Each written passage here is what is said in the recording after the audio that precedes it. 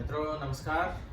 Through the literary lens के इस भाग में मैं राजेश आसुदानी रॉकी। नमस्कार, मैं विनोद आसुदानी।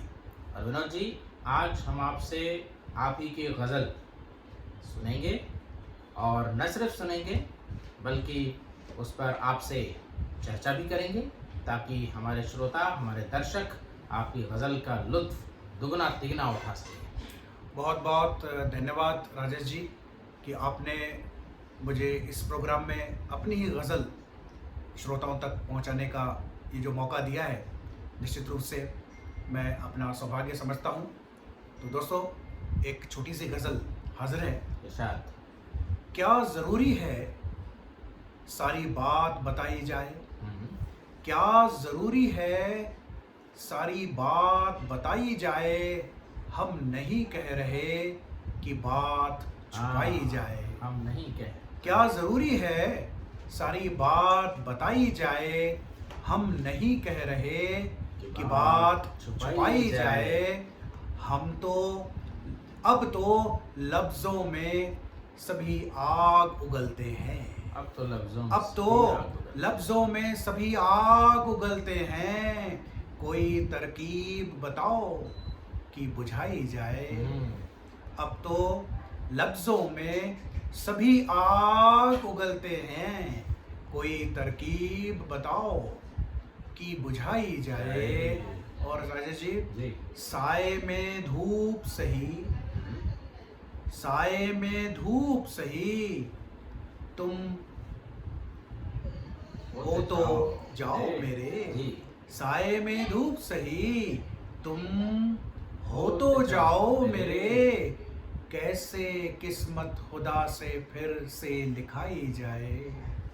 साए में धूप सही, तुम हो तो जाओ मेरे। कैसे किस्मत खुदा से फिर से लिखाई जाए। और मुद्दतों से न हुई आँख भी नम, सोचो तो। मुद्दतों से न हुई आँख भी नम, सोचो तो। जिंदगी सहरा में इस कैसे बिताई जाए। मुद्दतों से न हुई आँख भी नम, सोचो तो। जिंदगी सहरा में इस कैसे बिताई जाए। और शेर, ना समझ बेवफा संग दिल वो नहीं, बस इतना। ना समझ बेवफा संग दिल वो नहीं, बस इतना। दूसरी तरह से ये बात उठाई जाए।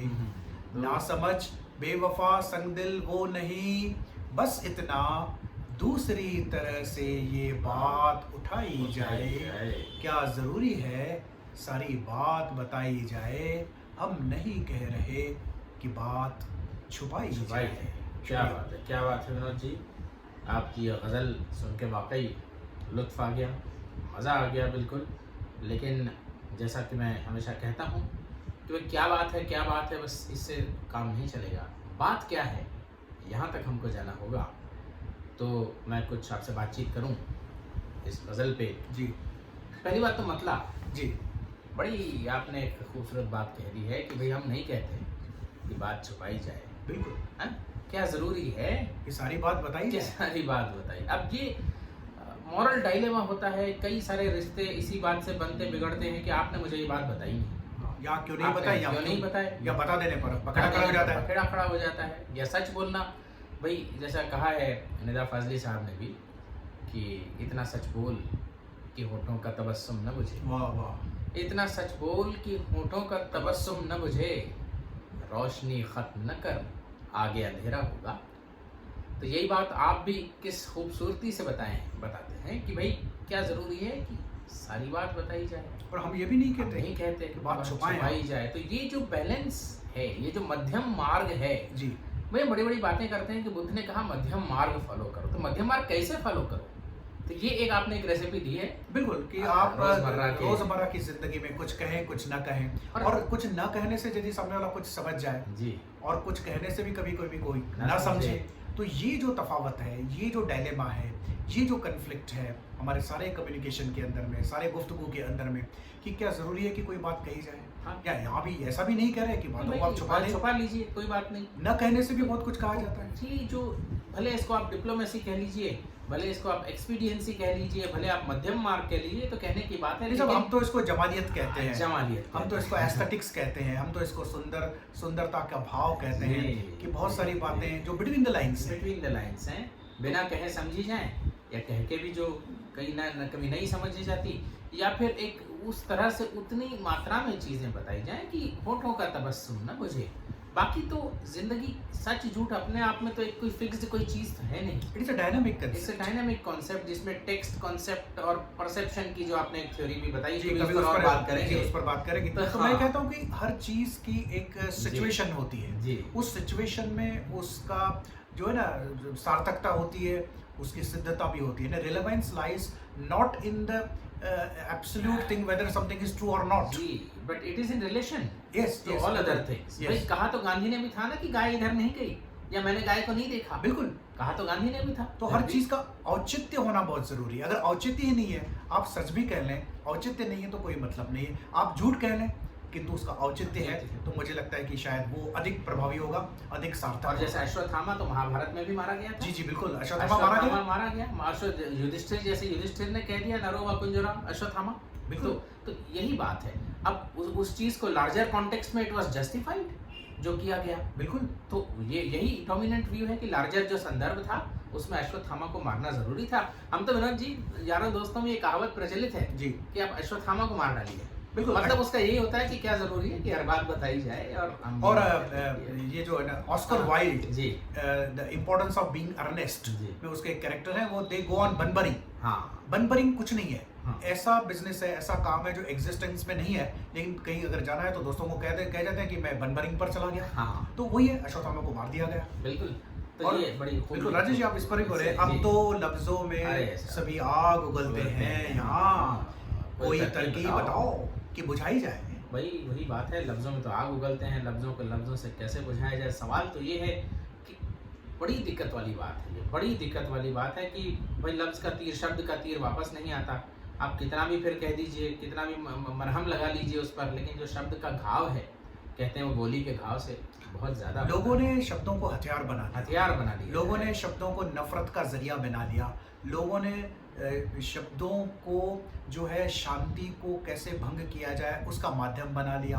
आग उगली जा रही है शब्दों के माध्यम बात से। कुछ नहीं होती, लेकिन अगर आप शब्द दे दें किसी बात को और वो घातक शब्द दे दें, तो छोटी से छोटी बात भी बड़ी घातक बन जाती है और फिर बुलाएं नहीं भूलती। तो और कई सारी चीजें जिनको शब्द आप दे ही नहीं पाते, उनका कोई असर भी नहीं होता। बिल्कुल, तो शब्दों का जो सही अर्थ है, मैं उस बात की तरफ इशारा कर रहा हूँ कि हमें शब्दों को आग की तरह नहीं उगलना है, बल्कि शब्दों को तो एक सुकून की एक जरिया बनाना है, मरहम बनाना है, प्यार बनाना है, और उसको अपनेपन के लिए यूज करो। शब्दों को मिसाइलों की तरह उसका इस्तेमाल न किए, बल्कि एक मैजिक की तरह इस्तेमाल करिए। जी बिल्कुल बिल्कुल, वही बात वही है। कबीरदास जी ने भी कहा है, शब्द संभाल के बोलिए, ये दोहा है ना जी बिल्कुल, शब्द और वाणी के दोहे हैं बहुत सारे। बिल्कुल तो ये हमारी परंपरा है, संस्कृति की परंपरा है कि शब्द का जो महत्व है वो बताया गया है कि ऐसी बानी बोलिए मन का आपा होए, औरन को शीतल करे, आप हूँ शीतल होए। और एक जगह शब्द संभाल के बोलिए, शब्द के हाथ न पाओ है, और कुछ इस तरह का करते हैं घाव। वो पूरा दोहा याद नहीं आ रहा है अभी। और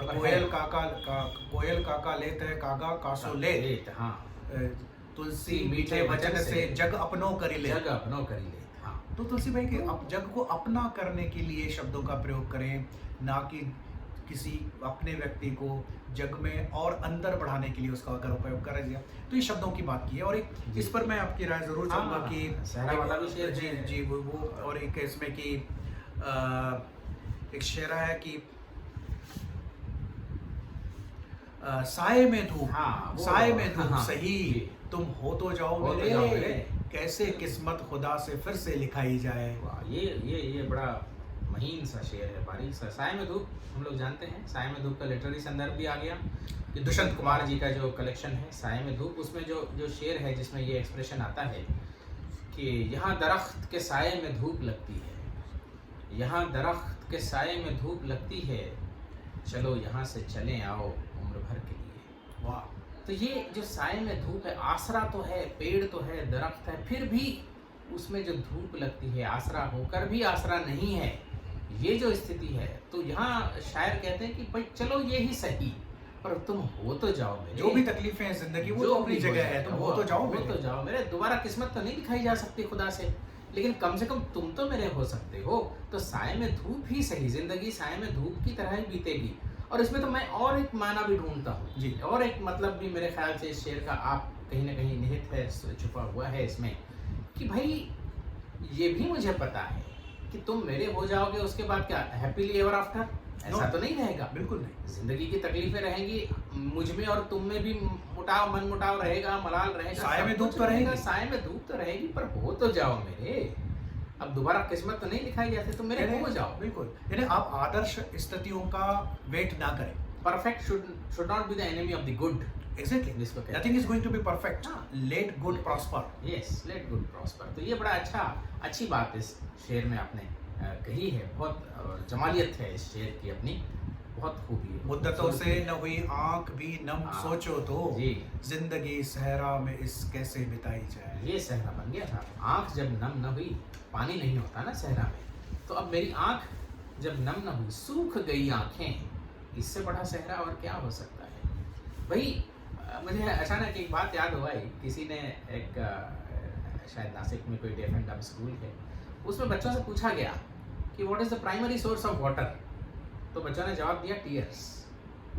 तो देखिए कितना एक मार्मिक भी बात है जी, और विद्वतापूर्ण भी बात है, विद्वतापूर्ण बात और दिल को छू जाने वाली बात भी है जी, कि ये प्राइमरी सोर्स है। बिल्कुल, वाटर आंखों से पहले आता है, बाद में आप गिलास से बाद में हाथ पिएंगे। में गिलास से पिए। और ये अगर भावुकता, ये अगर संवेदनशीलता, ये अगर सेंसिटिविटी मर गई, तो उस तरह के सहरा में जिंदगी कैसे बिताई जाए। और ये तो क्या मेरी भी मर चुकी है। तो शायर कह रहा है कि मेरी आंखों में पानी नहीं आया, मेरी आंखों में से। और मुद्दत से पानी नहीं आया। भाई वैसे शायद कबीर तो यहाँ तक कह के रुक गए कि मुंतजिर छू के जब देखा तो मेरे हाथ गीले हो गए, कब से पत्थर हो चुकी थी मुंतजिर आंखें, मगर वाह वाह, छू के जब देखा तो मेरे हाथ गीले हो गए। तो कहीं ना कहीं वो जाग उठी, कहीं ना कहीं आंखों में वो पानी था, आंसू थे। लेकिन अब तो मुद्दतों से आंख भी नम न हुई मेरी। तो अब इस तरह के सहरा, world is cold and unresponsive. लेकिन शायर की कमाल ये है इस शेर में कि शायर खुद को भी इम्प्लीकेट करता है, खुद को भी दोष देता है कि मेरी आंखों में तो नहीं आया ना मुद्दत से, आंख में पानी भी ना आया। अब ये शेर के दोनों माने हैं। अब आपने मेरी नहीं कहा है इसमें, लेकिन मेरी भी है। जैसे शेर दोबारा एक बार पढ़ें आप। जी बिल्कुल, कि मुद्दतों से न हुई आंख भी नम, सोचो तो मेरी अंडरस्टूड है। तो मेरी अंडरस्टूड है, और ये दोनों माने हैं, दूसरों की भी नहीं हुई, हाँ, किसी की नहीं हुई, मेरी भी नहीं हुई। यानी दूसरों में संवेदना ना हो, लेकिन मुझ में भी नहीं है। मुझ में भी नहीं है। तो फिर इस तरह के सहरा में जिंदगी बिताना ये बहुत बड़ी एक चुनौती है। चुनौती है बहुत बड़ी। और ना समझ बेवफा संग दिल जी, वो नहीं, जी, बस इतना हाँ, दूसरी तरह से ये बात उठाई जाए। हाँ। तो आप ही बताइए, अब किस तरह से आप ये बात उठाना चाहते हैं। बिल्कुल, अब शायर किसी को नासमझ जी, कहना जी, चाहता है, जी, किसी जी। को बेवफा कहना चाहता हाँ। है, किसी को संगदिल कहना चाहता है, हाँ। लेकिन कैसे कहे। कैसे कहे, वो उसका महबूब है, वो हाँ। उसका प्रियतम है, कैसे बेवफा ही सही, दिलरुबा है मेरी। वाह वाह, हैं? कि न जाने क्या है उसकी उदास आंखों में, वो मुंह छुपा के भी जाए तो बेवफा न लगे। बेवफा न तो लगे। ये बेवफा तो उसे कहना है, संगदिल तो उसे कहना है, लेकिन ऐसा न कहे, उससे हो सकता है नाराजगी उसकी और बढ़ जाए। या फिर ये कि साहब बेवफा ना मेहरबा, ये सच है वो ऐसा तो था। वाह वाह वाह, बेवफा ना मेहरबा, ये सच है वो ऐसा तो था। मत कहो कुछ उसको यारो, जो भी था मेरा तो था। मेरा तो था। तो इसी बात को दूसरी तरह से उठा लिया जाए, रिफ्रेमिंग की जाए, रिफ्रेमिंग की जाए। रिफ्रेमिंग की जाए। तो इस बात एक की। शायद वसीम बरेलवी साहब कहते हैं कि हर बात यहाँ सुनी जाती है, अगर सलीके से बात उठाई जाए। हाँ, अगर सलीके से बात उठाई जाए तो वही है कि सलीके से बात उठाना, यही तो शायर का फर्ज है। तो बस यही तो तो वही शायर की कहता कला है कि भाई हम उसको ना समझ बेवफा हाँ। संग दिल वो नहीं, हाँ, बस इतना दूसरी तरह से ये बात उठाई जाए। यानी उसको संग दिल भी कहता है, ना समझ भी कहता है, लेकिन ना वो सब कुछ नहीं भी कहता। तो यही इशारों में जो बात होती है राजेश जी, जी। मुझे लगता है गजल की जो सफलता है, जो बिल्कुल। उसकी उसका जो सक्सेस है बिल्कुल। वो इशारों इशारों में सारी बातें कह दी जाए, बिल्कुल। न करके भी कह दी जाए। हाँ तो जी। मैं तो कहूँगा कि आपका बहुत बहुत धन्यवाद। नहीं, नहीं। आपने आपने आज आपका बहुत बहुत शुक्रिया कि आपने अपनी गज़ल की वजाहत की, हमारे साथ बैठ के उस पर बातचीत की। ये बहुत कम होता है कि कोई शायर अपनी गज़ल के बारे में बोले, और क्योंकि शायरों की एक एक विनोद जी उनकी एक बात होती है, बहुत सारे शायरों ने मुझे भी ये बात कही है, जब मैंने किसी शायर को कहा कि मैंने आपके इस शेर का थोड़ा मतलब समझाइए, तो कहते नहीं साहब, हमको जो कहना था हमने कह दिया। नहीं, मुझे लगता है कि शायर को अपनी तो शायरी पर, अपने काव्य पर बात करनी जी। चाहिए, क्योंकि सबसे बड़ा जो नकात यानी जो समालोचक होता है वो शायर खुद अपने रचनाओं का हो सकता है, बिल्कुल। क्योंकि उसे सिर्फ रचना जो बाहर दिखती है वो नहीं, उसके पीछे की, उसके पहले की जो प्रक्रिया है, जो प्री क्रिएटिव प्रोसेस है, उससे भी वो शायर वाबस्ता है, उसको भी वो पता है। तो उस क्रिएटिव प्रोसेस कैसा रहा, उस समय क्या सोच के लिखा, क्या उसका भाव था, क्या इंटेंशन था। राजेश जी, मुझे तो लगता है कि वो शायर ही सबसे खूबसूरती के साथ सबसे प्रभावी ढंग से कह सकता है। तो poet and critic, if they are one, yes. I think then we will be in a better position to understand the creative सही, पीसेस। और ये बात अपनी जगह सही है कि जो रीडर रिस्पॉन्स जी, थ्योरी है, बिल्कुल। या जो अपने जो मीनिंग एक फिक्स नहीं है, रीडर बनाता है meaning, reader is an equal participant. ये जो मॉडर्न क्रिटिसिज्म की बात है, मैं इससे इत्तेफाक रखता हूँ, मानता हूँ। लेकिन जो शायर ने जिस रचना को जन्म दिया है, अपनी रचना का वो जन्मदाता है, तो एक माँ अपने बच्चे के बारे में अगर ना बच्चे कहे, के बारे में कुछ ना कहे और छोड़ दे कि बस ये तो अब दुनिया की अमानत है, तो ये तो कोई बात समझ में आने वाली है नहीं। और क्लियंट ब्रूक्स जो क्रिटिक है विनोद जी, उन्होंने 3 बातें कही। एक तो ये होती है कि जो क्रिटिक डिफाइंस, वो डेफिनेशंस देता है कि ये ऐसा है, ये ऐसा है। हाँ, दूसरी बात होती है कि what is not definable but knowable, जी, उसके बारे में भी हम जान सकते हैं। और तीसरी चीज है जो mystery and inspiration of the poet, उसके बारे में क्रिटिक शायद कुछ नहीं कह सकता। बिल्कुल। वो शायर का अपना पर्सनल डोमेन है। तो वो मिस्ट्री को अगर थोड़ा सा सहज बना दे सुनने जी, वालों के लिए, जी। या उस इंस्पायरेशन को थोड़ा सा और उसका खुलासा कर दिया जाए, तो तो मुझे लगता है पाठकों को शायरी समझने में आसान होगी, बिल्कुल। क्योंकि बिकॉज ये शायरी है, एक फार्मूला है, एक रिडल्स है। हाँ। तो हम ये अपेक्षा नहीं कर सकते कि प्रत्येक पाठक उस रिडल को सॉल्व कर सके, उस पहेली को बूझ ही जाए। तो और मैं तो ये कहूँगा विनोद जी, साइंटिफिक फार्मूले की तरह ही ये गूढ़ होती हैं। बिल्कुल, ये सामने का साइको सोशल फार्मूले हैं, शायरी मतलब, पोएट्री मतलब। तो जैसे साइंटिफिक फार्मूला एक जो जिसने बनाया है वो भी समझा सकता है, और बाकी लोग भी उसको समझा सकते हैं। तो इसी तरह शायरी जो है उस पर खुद शायर भी बोले और फिर बाकी लोग भी उसको समझे बूझें, और उतना ही गूढ़ और इतने ही फार रीचिंग मेरा ख्याल से फार्मूले ये होते हैं, जो एक एक शेर में किस तरह कॉम्पैक्ट बिल्कुल वे में आता है। सोशो कल्चरल है, साइकोलॉजिकल जी। फार्मूला है वो। जी, जी। और मैं तो ये कहता हूँ कि साइंटिफिक फार्मूलों से भी अधिक कठिन और कॉम्प्लेक्स ये Complex, फार्मूला है, क्योंकि dynamic। साइंटिफिक फार्मूले की एक यूनिवर्सल मीनिंग जी। है, चाहे वो साइंटिस्ट समझा दे या दूसरा साइंटिस्ट समझा। एक बार समझने के बाद सिर्फ लोगों को वो पढ़ने की जरूरत भर रह जाती है। हाँ। किंतु ये जो शायरी के जो फार्मूला है, किसी कोई पोएम है, कोई कपलेट है, कोई शेर है, अपने आप में वो डायनामिक फार्मूला है। बिल्कुल। आज मैंने आपको एक उसकी मीनिंग समझा दी, अर्थ समझा दिया, जी। That is not the end, that is an evolving formula. Yes, It इसलिए is चैलेंजिंग dynamic, है। it evolves। अब जैसे रिफ्रेमिंग वाली बात आपने कही, भाई कोई नेगेटिव चीज है, बेवफा ये इस तरह कोई दूसरी तरह से बात उठाई। दूसरी अब तरह ये हमेशा आप सोचेंगे कि कोई कुछ नेगेटिव कहना है, मैं इसको किस तरह फ्रेम करूं, क्या करूं, कैसे करूं। तो दे आर सी शायरी जो है, दे आर जो शायरी के जो शेर है, जो पंक्तियां हैं, they are universal and the personal at one and the same time. और जो आपने भाई आंख में पानी नहीं आया और सहरा बन गई जिंदगी, वो वाली बात जब कह दी, तो ये भी आप डायनामिकली इस पर सोचते रहेंगे। और मैं तो बस यही कह के बात खत्म करूंगा विनोद जी, कि शायर को सूखी आंखें नहीं सुहाती, सूखी आंखें शायर को नहीं सुहाती, बहुत खूब, तो शायर की बहुत आंखें खूब। हमेशा गीली रहें। बिल्कुल। यही और दुआ है। ये जो एक मोहब्बत की नमी के लिए ही शायर जीता है, और ऐसे सपने ही संजोता रहता है कि निरंतर उसके आंखों से प्रेम का झरना बहता रहे, स्नेह का झरना बहता रहे, अपनेपन का झरना बहता रहे।